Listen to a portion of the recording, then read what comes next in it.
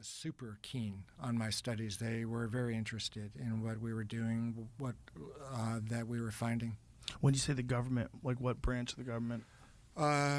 Mostly the National Institute on Drug Abuse, NIDA, one of the divisions of the National Institutes of Health. They were funding me. Oh, this is cool, too. The first grant I got was from the Scottish Rite Foundation for Schizophrenia Research. It was a branch of the Masons. Wow. Very interesting. And the Masons have a lot of iconography with the pineal and pine cones. So, I mean, that was pretty creepy. That is creepy. People get freaked out by Masons. They just, without knowing much about it, you hear that someone's a Mason, you're like, oh, boy. What does that mean? Well, and they were the first funders of my research, which I thought was...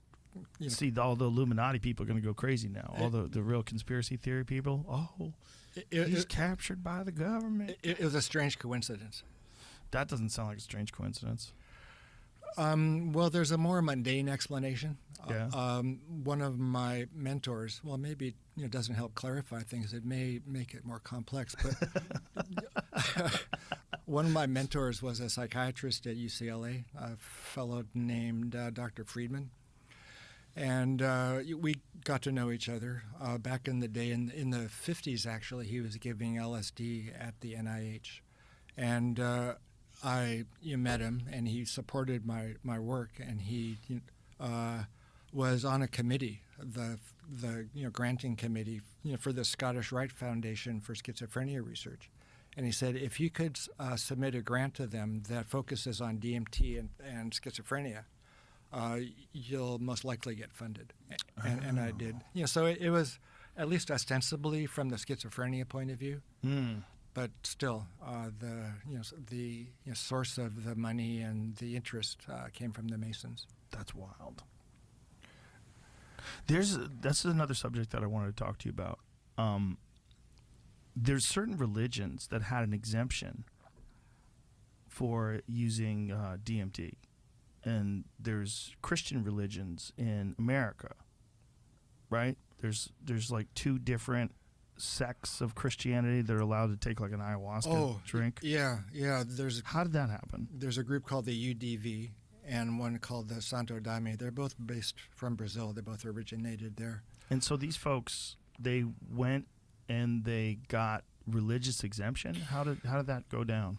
Let me think this through.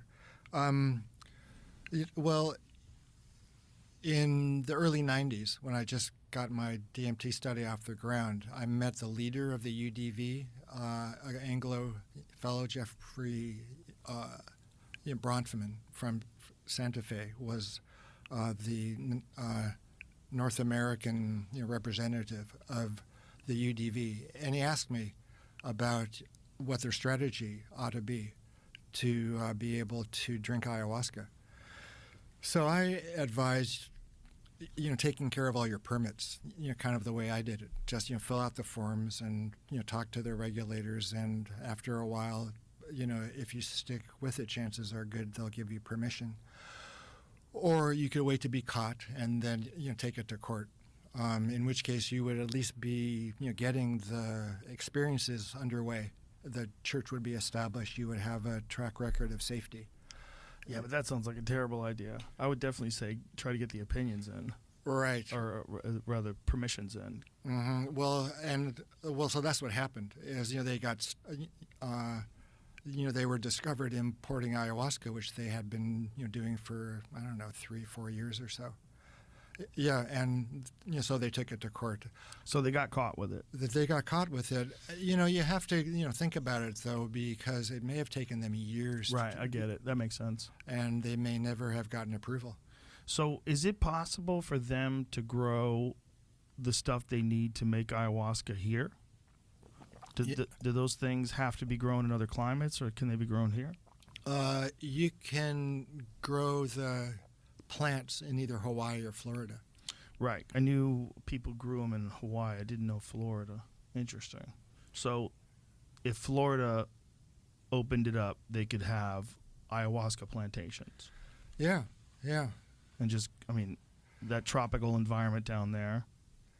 Well, I mean, you'd have to work out, the regulatory and the organizational structure, kind of like they're doing in Oregon, which it seems like it's kind of halting. Are you familiar with what they're doing in Oregon? In Oregon, they seem to be decriminalizing basically everything. Right. Well, they've legalized, psilocybin, which means that the state's getting involved in a board and certifying. Really? Locations. So they legalized it for recreational use or medicinal use? Like, do you have to have a prescription? Or No. They're going to be setting up psilocybin centers. Holy shit. Dispensaries. Wow. And that's wild. And you could be a certified psilocybin sitter. I wish Portland wasn't such a hot mess.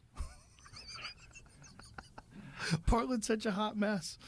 That city's such a hot mess. Well, the smaller counties in Oregon have got the right, to ban psilocybin, and they're doing it. So fewer and fewer counties seem interested. Interesting. Yeah. So it's passed statewide. You're going to have to find some county that's going to give you the green light, and that's where people are going to start growing their stuff. It's going to come with a lot of problems. Like one of the problems that happened with marijuana was the early days, banks didn't want to get involved. They wouldn't allow people to use credit cards because they didn't want to.